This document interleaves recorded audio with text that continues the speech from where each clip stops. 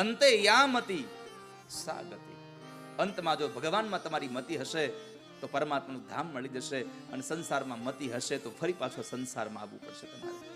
માટે અંત સમયે ભગવાનમાં મન લાગે એવી પ્રાર્થના ઠાકોરજીને કરજો. ભગવાનનું નામ લેતા લેતા જતું રહેવાય એવી ભગવાનને પ્રાર્થના કરજો. ઠાકોરજી इतना तो करना स्वामी, जब प्राण तन से निकले गोविंद नाम लेकर.